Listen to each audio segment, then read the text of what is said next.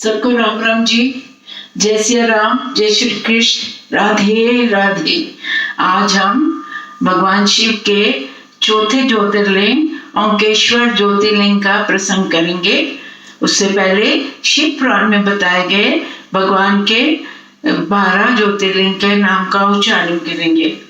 सौराष्ट्र में श्री सोमनाथ, श्रीशैल में श्री मल्लिकार्जुन, उज्जैन में श्री महाकाल, मंधाता में श्री ओंकेश्वर, पल्ली में श्री वैद्यनाथ, डाकनी में श्री भीमशंकर, सेतुबंधु में श्री रामेश्वरम, द्वारकावन में श्री नागेश्वर, काशी में श्री विश्वनाथ, गौतमी में श्री त्र्यंबकेश्वर, हिमालय में श्री केदारनाथ, शिवालय में श्री गुमेश्वर।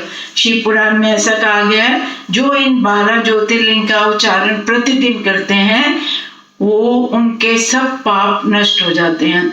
अब अगर नाम के उच्चारण में इतना महत्व है तो आप सोचिए प्रसंग कहने, सुनने, पढ़ने का कितना महत्व होगा। और ज्योतिर्लिंग के दर्शन का तो कुछ कहा ही नहीं जा सकता। तो आपको अगर ये वीडियो अच्छा लगे प्लीज लाइक कीजिए, शेयर कीजिए, ज्यादा से ज्यादा शेयर करके सब्सक्राइब कराइए। अपने सारे घर के मोबाइल से सब्सक्राइब कीजिए, अपने मित्रों और बाकी सब कॉन्टैक्ट्स, ग्रुप्स सबसे सब्सक्राइब कराइए। धन्यवाद, आभार। तो शुरू करते हैं प्रसंग। ओंकेश्वर ज्योतिर्लिंग जो चौथा ज्योतिर्लिंग है। एक बार मुनि श्रेष्ठ नारद जी विंध्याचल पर्वत में जाते हैं।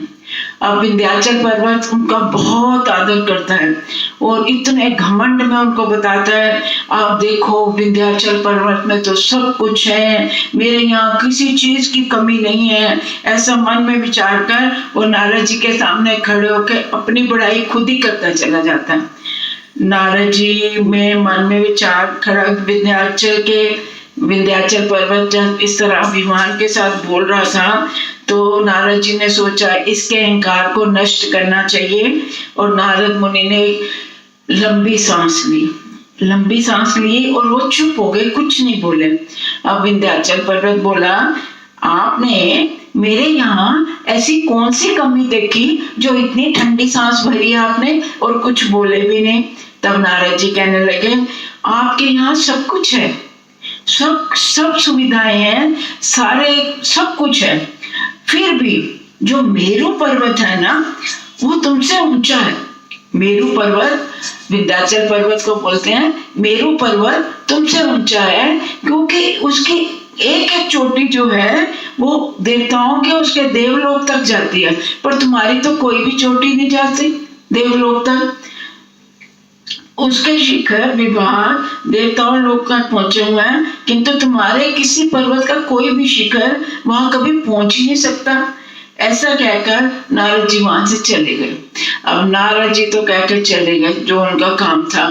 अब विंध्याचल पर्वत तो दिन रात इसी में कि मेरे यहाँ मेरे शिखर को क्यों नहीं देवलोक तक टच करते, शिखर लोग, मेरे पर्वत का कोई भी शिखर क्यों नहीं देवलोक तक जाता। अब इसी चिंता में थे। अब विंध्याचल पर्वत ने कहा मेरे जीवन को धिक्कार है। ऐसा सोचता हुआ वह मन ही मन में बड़ा दुखी होने लगा। अब मैं भगवान विष्णु विश्वनाथ शंभु की आराधना पूर्वक तपस्या करूंगा। ऐसा निश्चय करके वह साक्षात ओंकार की स्थिति में वहां उससे पार्थिव मूर्ति बनाई।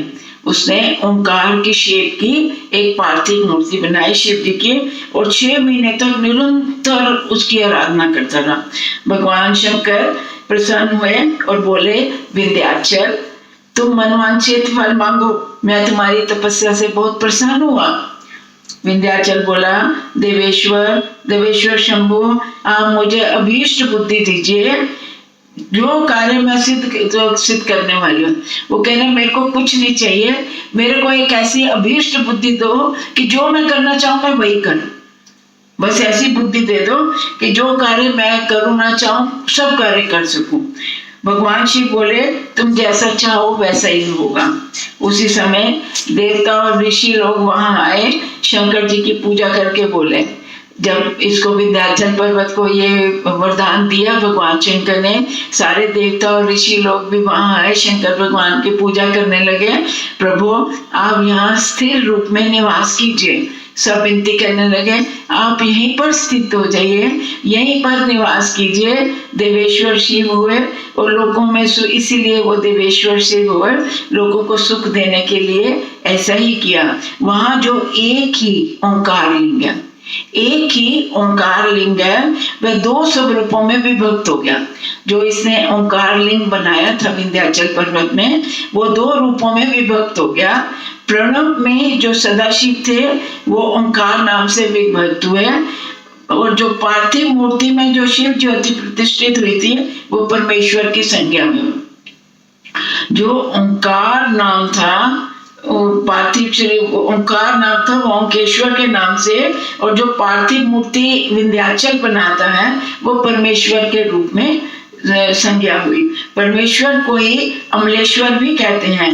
इस प्रकार ओंकार और परमेश्वर ये दोनों शिवलिंग भक्तों को अभीष्ट फल करने वाले हैं। इसके बाद देवता अपने अपने स्थान को चले गए और विंध्याचल को भी बहुत प्रसन्नता हुई। अब ओंकेश्वर की इतनी ही कथा है कि विंध्याचल पर्वत को नारद जी कहते हैं मेरू पर्वत की तेरे से ज्यादा उसके शिखर टच करते हैं। वहां देखता हूँ देवलोक को, तेरा कोई शिखर देवलोक तक जाता नहीं, वो तपस्या करता है भगवान का ओंकार की शेप में पार्थिव बना के।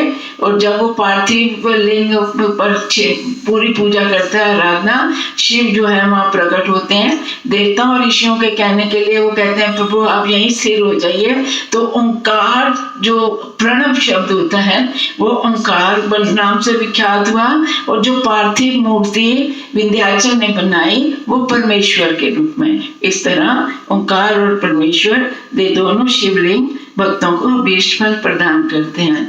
ओम नमः शिवाय, ओम नमः शिवाय, ओम नमः शिवाय।